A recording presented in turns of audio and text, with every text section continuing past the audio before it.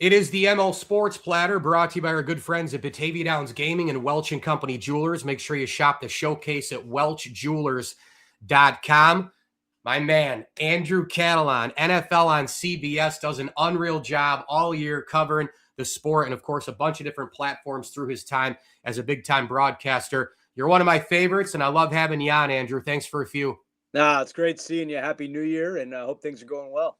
Yeah, I appreciate that. I see the happy face, too, coming off of as we record this, an orange win last night on the hard court. So little extra smiling for you.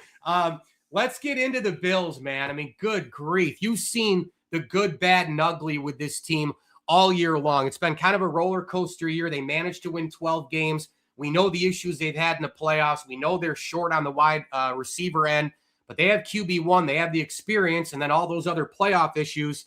And they got down in some games early this year as well. Their offense is consistently inconsistent.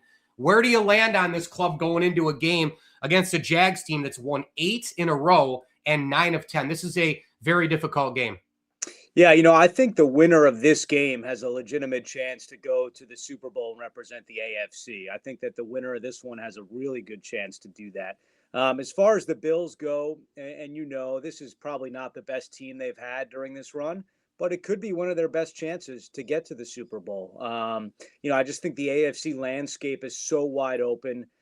There's a lot of very good teams, but no dominant team. And I think you can make a case for any set of the 7 teams in the AFC to get to the Super Bowl. But to your point, Jacksonville's red hot right now. They are a very serious contender. But at the same time, I think the Bills have found something the last few weeks. And I know they didn't play their starters against the Jets, but you look back to the way their defense played against Philadelphia in Week 17. I thought that was a very encouraging step, especially in terms of their run defense. And if they can get the pieces together health-wise, I think they got a good chance here, but it'll be a tough one in Jacksonville. I know it's hard to kind of poke the bear with NFL teams when you're in meetings with coaches, players, like, hey, how healthy really are you? Josh Allen? I mean, is he going to be 100%? We've seen a lot of hobble, and I saw when he was resting, he took the first snap there against the Jets, and then he rested, and he was kind of hobbling off a little bit, whatnot. But he also stood in the cold forever, and I would be hobbling too. In fact, I hobble every day with my knees. Where do you sit with Allen's health? Did you hear anything extra over the last week plus about his foot? No, I mean, I think that he's the type of guy that even if it was bothering him, you're never really going to know. And nor would I really be concerned if I was a Buffalo fan. I don't think anybody's really 100%, at this time of year. But in terms of Josh, he's such a gamer, and there's nothing that would stop him or slow him down. And, I think you saw it a little bit against Philadelphia. It's certainly an injury that exists, but I don't think it's something that the Bills are overly concerned with, in my opinion. You see it all in the NFL throughout the year. You cover the league very close, big-time broadcaster, and you're plugged in.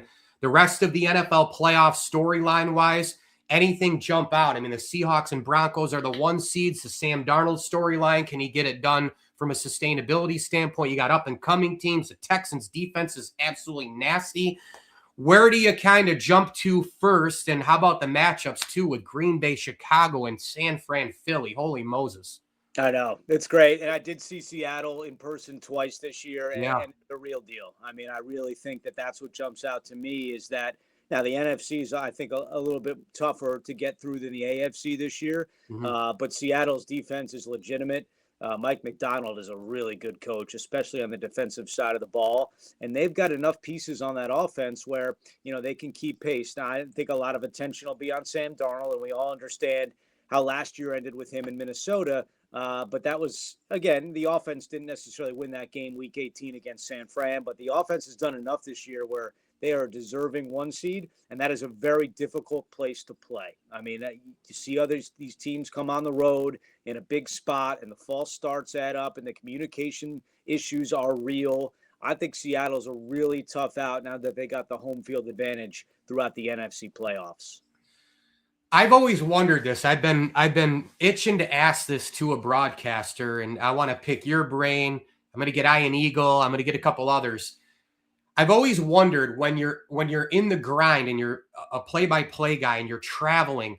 I know about the prep and how much time you guys put in and the grind and the knowledge and the reading. I know all that. But what about the personal part? I mean, you have to prep, rest, relaxation, right? I mean, you need your sleep. You got to watch your diet. I mean, what do you do personally to make yourself feel the best so that you can perform personally the best? I mean, the personal aspect, there has to be a big part of that, the health, rest, and relaxation. You know, you can't stay up till 2, 3 in the morning if you have a day off, right? What do you do from a personal standpoint to make yourself feel the best? Because traveling's hard. There's stuff that floats around sickness wise. What do you do? How do you do that to maintain your stamina? Yeah, it's a great question. I think the health part of it is very underrated when you travel so much. And to Yeah. me, that's a huge focus of mine, just trying to stay healthy, trying to wash my hands, trying Yeah. to drink my orange juice. And, you know, I used to be one of those guys that would stay up really late and almost like you're studying for a test. And, you know, I quickly learned I need my sleep. I think we all do. So, you know, I'm a little more cognizant of the time when I'm working at night than I used to be maybe 10, 15 years ago. But you know, it's just a part of it, and you got to, you know, try to do whatever you can to stay healthy and be careful when you can. Can still sneak in some of those buffalo wings though when you're in Western New York. Speaking of which, I want to cycle back to Buffalo in closing in the last minute or so. You've called a lot of games at Highmark Stadium, the Ralph New Era. You know the area well. You know Central New York, Western New York. When somebody says Bills Mafia, Highmark Stadium, the years, the games, the moments, you know the history of the team as well. Is there something that jumps above all the other things about that town, that fan base, that franchise that's still searching for its first Super Bowl ring? You know, being there on Sunday and what everyone expects to be the last game in that stadium, unless you know the Bills and Chargers both get to the AFC Championship. It was. I knew it would be emotional, but I didn't really. I didn't really factor how emotional it would be. Yeah. I mean, you know, grown men and women bawling their eyes out as time wound down on that clock, and I'm not surprised. But also just to see it in field in person was pretty surreal and special. And I just think that you look at that community and Bills fans, they have built so many memories, good and bad, along the way in that stadium, and just to see, you know, this flood of emotion that they had towards the end of that game, really throughout. I mean, when the gates opened, I've never seen as many people right when the gates open come into a building. You know, especially in Buffalo, where the tailgating is a big part of the scene. Sure. The gates open and everyone just started flooding in. They wanted to soak in that stadium as much as they could for one last time. I thought that was really cool, and it's definitely a memorable day in our broadcasting season and really in my broadcasting career. And it was freezing, and those people just do not care. Andrew Catalon, NFL on CBS, unbelievable spot here, brought to you by our good friends at Welch and Company Jewelers and Batavia Downs Gaming. Stay, play, dine, and win. Book your package now at BataviaDownsGaming.com. Andrew, you're one of my favorites. I love having you on. I know you've been drinking out of the Masters mug there with probably a little green tea and honey, maybe with your health talk there. God, what a mug that is.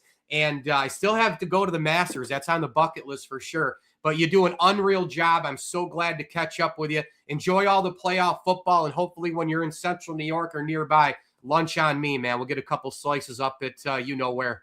I love it. Thank you so much. Great seeing you. Enjoy the playoffs.